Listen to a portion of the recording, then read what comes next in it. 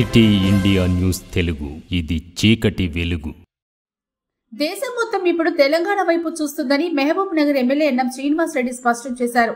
గురువారం నాడు మహబూబ్ నగర్ జిల్లా భూత్పూర్ మండలం అమిస్తాపూర్లో రైతు పండుగ వేదిక దగ్గర జరిగిన రైతు సభలో ఆయన పాల్గొని మాట్లాడారు. రైతులను గత ప్రభుత్వం నిలువన ముంచిందని, కడుపుల విషయాన్ని నింపుకొని మనసులో ద్వేషం పెంచుకొని ప్రజలను తప్పుదోవ పట్టించే విధంగా కాంగ్రెస్ వచ్చింది, కరువు తెచ్చిందని దుర్మార్గపు ఆలోచనలు చేస్తూ ప్రజలను రైతులను తప్పుదోవ పట్టించారని, కానీ మంచి మనసున్న రేవంత్ రెడ్డి ఆలోచన, మంచి సంకల్పం చేతనే ప్రజాపాలనలో ప్రకృతి సైతం సహకరించి మంచి వర్షాలు కురిసి చెరువులు, కుంటలు, ప్రాజెక్టులు పూర్తిగా నిండడంతో రైతులు మంచిగా పంటలు పండించారని, వారికి ఈ సంవత్సరం వ్యవసాయం అధిక రాబడి తెచ్చిపెట్టాయని, అంతేకాక ఇచ్చిన మాట ప్రకారం సన్నవడ్లకు మద్దతు ధరతో పాటు 500 రూపాయల బోనస్ కూడా ఇవ్వడంతో ఈ రోజు రైతులు సంతోషంగా ఉన్నారని అన్నారు. రైతు పండుగ కార్యక్రమంలో భాగంగా రైతు సదస్సు నిర్వహించుకుంటా ఉన్నాం. ఈ నమస్కారాలు, శుభాకాంక్షలు తెలియజేస్తాం. ప్రజాపాలన కారణంగా ఈనాడు 150 స్టాల్స్ పెట్టింది. నా వినతి రైతాంగం మొత్తం కూడా ప్రతి స్టాల్ను చూసి మీకు ప్రతిది కూడా అంటే పంటల దిగుబడి పెంచడం కోసం విత్తనాల అభివృద్ధి కావచ్చు, సాంకేతిక పరిజ్ఞానం కావచ్చు, మెషినరీ కావచ్చు, ఇవన్నీ ఉన్నాయి కాబట్టి చూసి వాటిని అందిపుచ్చుకునే కార్యక్రమం చేయండి. రైతు నిజంగా మరి రైతే రాజు కావాలన్నప్పుడు ప్రభుత్వం చేసే కార్యక్రమం ప్రభుత్వం చేస్తాము కాబట్టి తప్పకుండా వీటన్నిటిని కూడా అధికారులు ఇచ్చే కొన్ని సూచనలు మొత్తం కూడా విని వాటిని పాటించి ఈ 3 రోజుల పాటు ఉదయం 10 నుంచి సాయంకాలం దాకా ఈ యొక్క రైతు చర్చ జరుగుతూ ఉంటే నిష్ఠాంతం మాట్లాడుతుంది కాబట్టి దీన్ని పూర్తిగా సద్వినియోగం చేసుకోవాలి. పని మరి యొక్క ప్రభుత్వంలో మీరు వేరు మేము వేరు కాదు, అందరూ కూడా ప్రభుత్వం అంటే కూడా ఒక కుటుంబం లాంటిదే కాబట్టి మీరందరూ కూడా మరి ఆశీర్వదించాలని, దీన్ని సద్వినియోగం చేసుకోవాలని మనం చేస్తూ సెలవు తీసుకుంటున్నాం. ఒక పెద్ద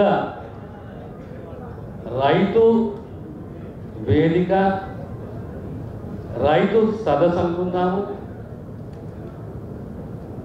రైతులకు సంబంధించిన అవగాహన సదస్సు అనుకుందాం.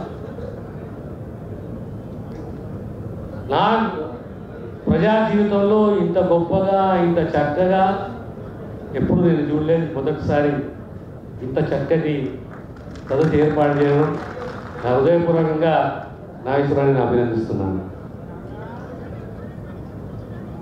రైతులను కాకపోయినా సమాజంలో ఉన్నాము, రైతుల కష్టాలు, వారి అవసరాలు, దానిపైన అంత అవగాహన లేకున్నా వాళ్ళ సాధక బాధలు తెలుసు.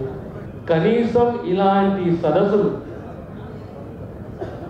పాత జిల్లాలో 10 జిల్లాలలో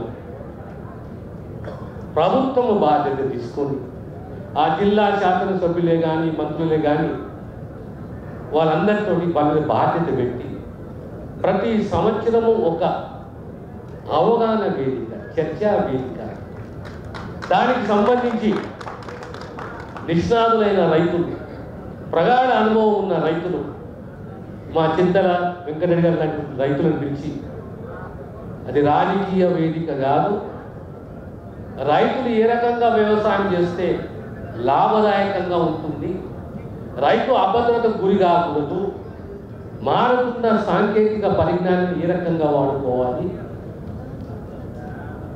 మోడర్న్ టెక్నిక్స్ ఏమున్నాయి, సైంటిఫిక్ మెథడ్స్ ఏమున్నాయి, ఏ రకంగా మనం ముందుకు పోవాలి, చిన్నకారు, సన్నకారు రైతు, పెద్ద రైతు కానీ ఏ రైతే కానీ ఆ రైతులకు ఖచ్చితంగా ప్రతి జిల్లాలో ఒక అవగాహన సదస్సు ఏర్పాటు చేయాలి. అది నేను మా పెద్దలకు నాగేశ్వరరావు విజ్ఞప్తి చేస్తాను. ఈరోజు అందరినీ రప్పించి ఈరోజు, రేపు, ఎల్లుండి 3 రోజులు కూడా ముఖ్యమంత్రి గారు వచ్చే వరకు ఈ యొక్క అవగాహన సదస్సులు కంటిన్యూ కావాలి.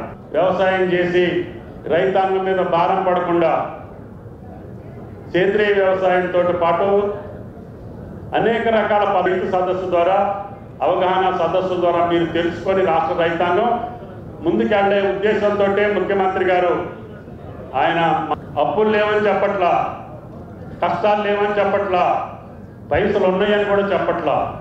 లేకపోయినా సరే రైతాంగం యొక్క కార్యక్రమాలు ఏదైతే అనుకున్నామో వాటన్నిటిని కూడా ఏదో రకంగా చేయాలనే తాపత్రయంతో ఉన్నటువంటి ముఖ్యమంత్రిని ఆశీర్వదించమని చెప్పి అడుగుతున్నాం. రేపు 3వ తారీఖున రేపు 30వ తారీఖున జరిగేటటువంటి బహిరంగ సభ రైతుల పండుగ. మనం ఈ 10 నెలల్లో ఏ రకంగా ఆదుకున్నామో వేదిక మీద ముఖ్యమంత్రి గారే చెప్తారు. అది రుణమాఫీ కావచ్చు, రైతు బంధు కావచ్చు, లేదా ఇన్సూరెన్స్ కావచ్చు, లేకపోతే ధాన్యం కొనుగోలు కావచ్చు, ఇతరత్ర ఏ కార్యక్రమాల్లో కూడా ఆ 10 సంవత్సరాల కంటే నిన్నగా ఈ 10 నెలల్లో చేసినటువంటి కార్యక్రమాలు లెక్కలతో సహా మేము ముందుంచుదాం. ఏది న్యాయం అనుకుంటారో, ఏది ధర్మం అనుకుంటారో, ఏది నిజం అనుకుంటారో ఆమెను ఆశీర్వదించాల్సినటువంటి బాధ్యత తెలంగాణ రైతాంగానికి ఉన్నది అని చెప్పి ఈ సందర్భంగా మనం చేస్తున్నాం.